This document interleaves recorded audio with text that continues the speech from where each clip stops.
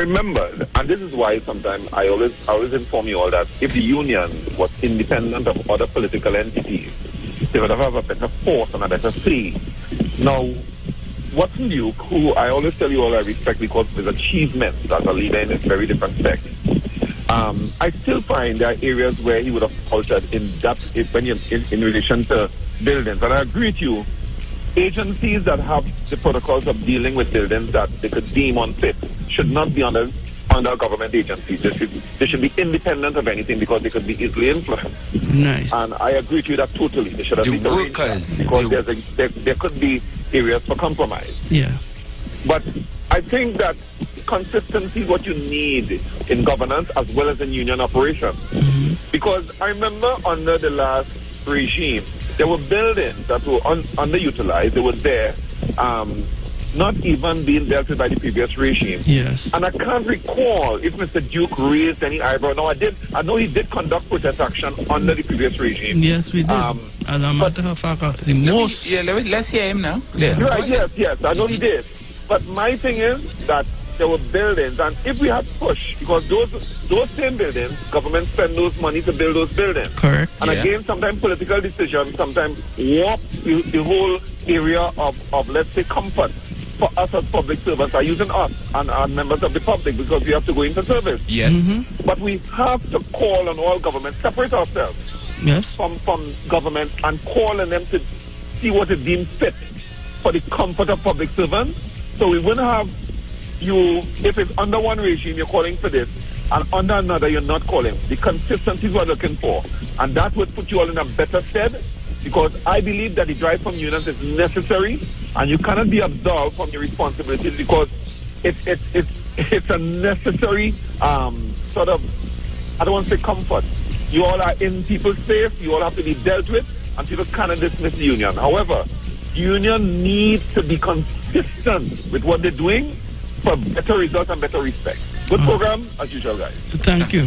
And yes, caller. Thank you, comrade. It was under the last regime that the president, Comrade Watson Duke, took the initiative that we're going to vigorously fight this health and safety issue in a lot of the dilapidated buildings that public officers was working in.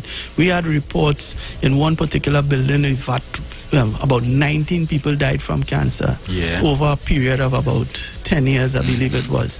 So that we did. You remember one Alexandra place? And all those buildings on the waterfront that Prime Minister Manning and his government built, they were leaving them empty. And it was because of those efforts that some of these buildings started being utilized, right? So that the PSA's call for proper health and safety conditions goes beyond just who's in power. Exactly. Right? As it is, we continue, we continue the call because it still have unutilized buildings out there. And it still have buildings that these people are being housed in that could be upgraded and have improved conditions for the public servants across the country. Good morning. Good morning. We lost our call. Good morning. Good morning. Yes, good morning, sir. Good morning, comrade. Good morning. Yeah, I want to congratulate the union and you also for the work that you're doing. The work you're doing is very important because with knowledge that you impart to the people comes power. And people will know what foot to stand upon and what move to make concerning their livelihoods. And I want to call on the government to please the people that blocking the system. And you know them, they did it for 10 and 15 years, and they can't get it right at all because the comrades here expose them to Trinidad and Tobago and the world at large. We can't continue to put square pegs in wrong holes. We have to change them. That's right. So the system could go good. Continue your good work, comrades. All right, thank you. Mr. Duke, fight hard. Don't give up your struggle. All right, you all have a blessing. All right, thank you, brother. Thanks.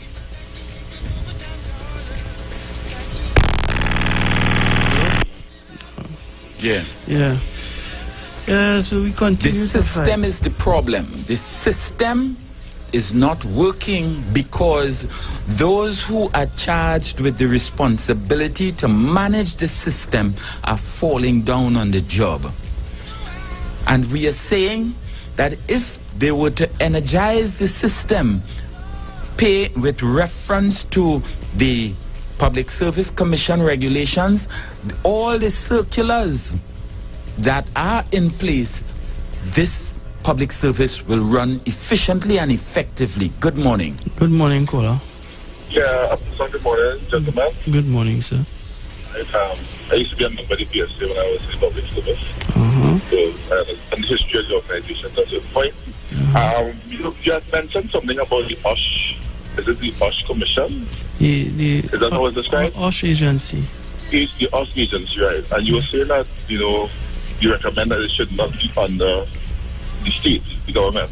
No, we didn't say that. What we say is that all the workers there should be able to function independently, somewhat like the civil service, but everybody there is on contract. So you're looking like having like the Public Service Commission. Yes, that's right. All of them should be tenured from the state. Yeah, so they're insulated from. To find out how we wanted it to work, because the state funds all these organizations, right?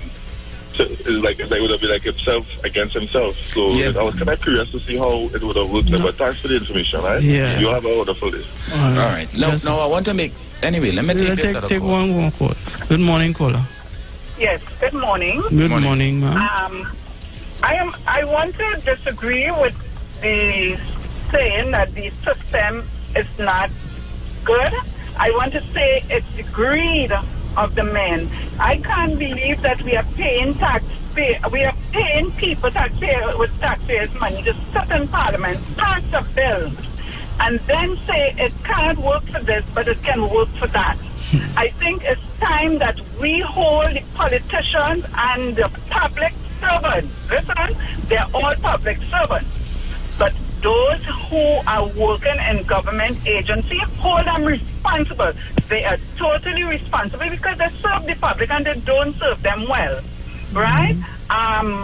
With the police, I heard you all talked about the police arresting another set of police, or maybe pretend police. But I want to know, is it that these people, I'm not sure if it was real police. If it was, yes, it was. Were they in the system and want to get out and they were set up? We have to be very careful and look into this police matter because, hello? Yes, we're hearing you. Yeah, you go ahead. Because you see, we want to know what it is going on, because a lot of time you see police giving tickets, but they're not solving crime, right? And I want to know if that's the only thing. Because, man busy going to work. He may make a little error here and there. I'm not saying that people have to do things wrong, okay? And they're not held accountable. But, we must look at what the police is doing first. Let me say something, too, on Ministry of Works. Should we be building roads and highways when we cannot fix and repair those we already have? Preach it. Right? The taxpayers are not getting the benefit of what they're paying for. Yes. And it's time that the people say enough is enough. Let's get the country going. And the highways stink, the roads stink, drainage, garbage all over this country. And you're billing and passing, approving, what do you call it? When you make the bid for a contract, you're going to build a highway, and you cannot repair the one that you have. Oh gosh, come on. Thank you. Well. Thank you, caller. We have another caller. Good morning, caller. Good morning. Good morning, ma'am. Right, I would like to raise an issue. I don't know if this is the correct forum for it, but I would like to say that under the secondary school repairing situation, when the principals and they put out the amount of things that they want done in the school, when it comes back, things are added on to it for very exorbitant fees, and they start at the bottom first. And when they are asked about it, the people in authority, for example, the ministers, are threatening them that they could have them fired or removed. And I think that this is wrong. Yes. For example, that school up at Pelican Extension that has all the pigeons dropping on the roof, that they are not fixing, but they are sending in people to paint at exorbitant fees. I think that somebody in authority or who is the proper forum that should look into it and do the right thing for the students and the teachers, because the health are, at risk. It's at risk. Yeah. Yes, thank you. Yeah. Part of the problem with us in this country is this kind of blind trust. We are so trusting. Good morning and welcome. Good morning, caller. Morning, guys. I have to come back in again. Yeah, sorry. I know you want to expand on some of the topics, but yes, the lady who spoke about public servants and compare, the politicians to the public servants, I wouldn't do that. Yeah. Public servants really, and if you take, for example, the situation with the minister and the PS, I mean, there was a disparity between information sharing, and I believe I am thankful for the permanent secretaries and the public servant. I think one of the things that is lacking in the public services in Trinidad is supervision. Bad supervision. It's really, really bad. That's supervision.